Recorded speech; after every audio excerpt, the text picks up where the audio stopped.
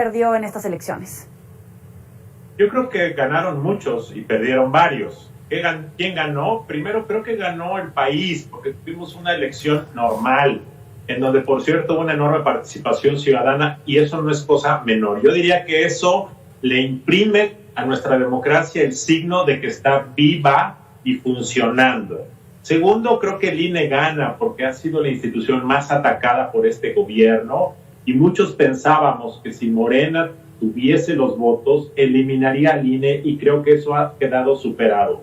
Tercero, creo que gana la oposición porque le quitó al presidente una porción de su hegemonía en la Cámara de Diputados, y eso controla al presidente, y creo que esos equilibrios ayudan. Y cuarto, gana Morena, porque Morena es el partido que más avanza regionalmente. De gobernar hoy a 6 entidades puede llegar a gobernar hasta 17. Creo que eso es un triunfo para ese partido político. De tal forma que creo que eso gana. Ahora, a la inversa, pues claramente hay perdedores, por supuesto. Creo que los máximos perdedores pues son los partidos nuevos que no lograron su registro, 3 que querían hacerlo y no se les dieron los votos. Creo que también pierde el Partido del Trabajo, que pierde votos, pierde el PRD, que se hace un partido todavía más compacto. Creo que aunque el PRI gana 1 millón de votos respecto a 2018, el hecho de que perdió las gubernaturas que hoy tenía es una pérdida simbólica muy poderosa. Ese sería un primer resumen, Joel.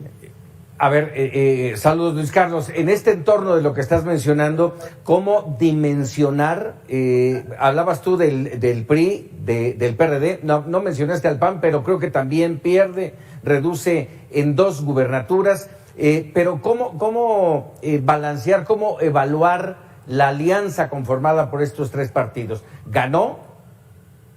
Yo creo que para la Cámara de Diputados fue muy exitosa, Paco, porque les permitió sumar 50 diputados más a sus bancadas.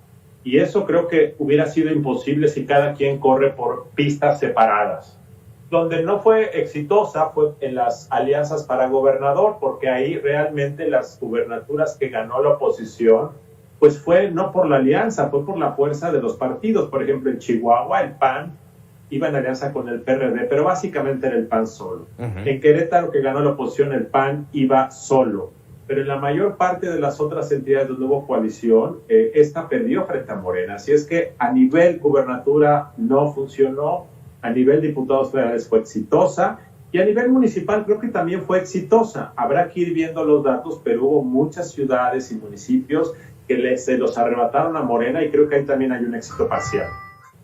Esto que mencionas, Luis Carlos, de la alianza que tiene un avance en términos de legislativo, ahora hablan de que esa alianza la van a mantener e incluso hablan de ir con ella a la elección presidencial en 2024. ¿Les va a alcanzar? ¿Se van a mantener? ¿Y cómo irían? ¿Con un candidato? Es difícil pronosticarlo, porque primero hay que ver si la alianza electoral se mantiene como alianza legislativa. Los partidos PAN, PRI, PRD ya firmaron un convenio hace 10 días diciendo que van juntos, pero habrá que ver si en los hechos se cumple y por cuánto tiempo se cumple. Y luego habrá que ver qué pasa de aquí a 2024. Creo que es más difícil lograr una alianza para un candidato a la presidencia que lograr una alianza para 300 candidatos a diputados, 15 candidatos a gobernador.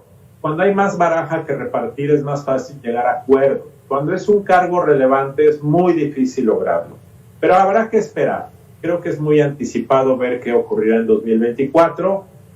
Mientras tanto veremos si esto funciona en el corto plazo en la Cámara de Diputados. Sí, hacia eso quiero ir. Así como está conformada actualmente la Cámara de Diputados, pero también el tema que mencionabas de que Morena podría alcanzar hasta 17 gobernaturas, ¿para qué les puede dar respecto a la consolidación del proyecto de la reforma en el gobierno, tanto en la Cámara como con los presupuestos locales, estatales? Mira, el presidente está interesado sobre todo en la Cámara de Diputados porque ese es el pase para ser un prócer de la historia nacional. ¿A qué me refiero? Él quisiera, por ejemplo, quitar de la Constitución la reforma energética para ser el presidente nacionalista que le devolvió la electricidad y el petróleo a los mexicanos. O él, por ejemplo, quisiera poder imprimir en la Constitución que las consultas populares fueran la forma para dirimir las decisiones grandes del país. Lo estatal creo que le ayuda para sentar las bases regionales, clientelares y políticas para que su proyecto político, digamos, el obradorismo, tenga más arraigo y subsista más allá de su mandato. Y creo que por eso, pues el hecho de que Morena hoy vaya a controlar la mitad del país, pues evidentemente aumenta las posibilidades de que un candidato de Morena gane en el 2024, sin duda. Y entonces eso, digamos, construiría un legado. ¿Qué va a pasar con el obradorismo cuando López Obrador ya no exista como presidente? Y yo creo que por eso es importante. Ahora, fíjate que en esto vienen, según así lo entiendo, por esta nueva conformación en la Cámara de Diputados, con esta nueva conformación, con este nuevo mapa político en el país, vienen tiempos de negociaciones, ¿sí? Vienen tiempos de negociaciones y algunas serán por las buenas, pero otras también podrían ser por las malas. ¿Cómo prever esta segunda mitad de la administración? Mira, por las malas, básicamente, pues es con la presión de la cárcel o con la zanahoria del dinero, ¿no? Dinero para que seas buena onda o cárcel para que te pliegues a lo que yo digo. Pero cuando requieres 50 votos para lograrlo, es muy difícil que estos mecanismos extrapolíticos o políticos a la mala funcionen. Si te faltan 8 o 10 votos, como en el Senado, pues se puede conseguir, pero cuando te faltan 50 es muy difícil. Por eso yo veo complicado que con amenazas de cárcel o de investigaciones patrimoniales esto pueda suceder.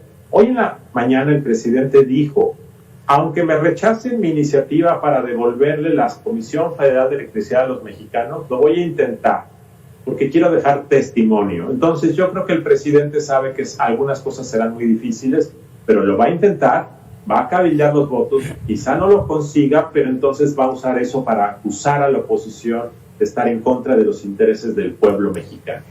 ¿Y cómo queda en un mapa la institucionalidad y la independencia de poderes? Hablamos ya de cambios en el Banco de México, hablamos ya de la repartición en la Cámara de Diputados y esta amenaza de desaparecer los órganos autónomos e ir haciéndole presión.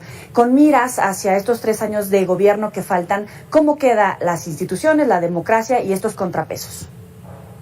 Mira, yo creo que en el caso de la Cámara de Diputados se restaura un poco la sumisión lastimosa y aberrante que tuvo la Cámara de Diputados que termina en los últimos 3 años. Muy parecido a lo que ocurría antes con el PRI. Primer tema. Segundo tema, creo yo que en el tema, digamos, de la división de poderes vertical, el federalismo, vamos en regresión porque creo que el hecho de que hoy haya 17 gobernadores del presidente, pues ese contrapeso que veíamos en ocasiones a través de los gobernadores, esto se va a diluir, entonces hay un pasito para atrás. Creo yo que en el tema del INE se fortalece el contrapeso porque el INE quedó bien, quedó fortalecido, entonces el presidente no se va a poder meter con eso. Creo yo que en el tema del Poder Judicial habrá que esperar. Yo tengo una intuición positiva y optimista de lo que anunció el presidente de la Corte, de que va a someter una consulta de sus pares, este transitorio que amplía su periodo como presidente del Consejo de la Judicatura. Yo tengo la sospecha de que la Corte va a decir no es correcto y eso va a generar certeza en el Poder Judicial de que el Poder Judicial va a estar cuidando que no se trastoquen principios de la Constitución. Entonces yo te diría que mixto, pero yo te diría que en general hoy México, democráticamente hablando, en cuanto a su arquitectura fundamental, está más tranquilo. Pero también te diría que en cuanto a la hegemonía que se va gestando territorialmente de Morena, esto nos habla de que vamos probablemente a un fenómeno restaurador como el que había con el PRI en el siglo XX. Luis Carlos, vamos a hacer una pequeña pausa en este momento, más adelante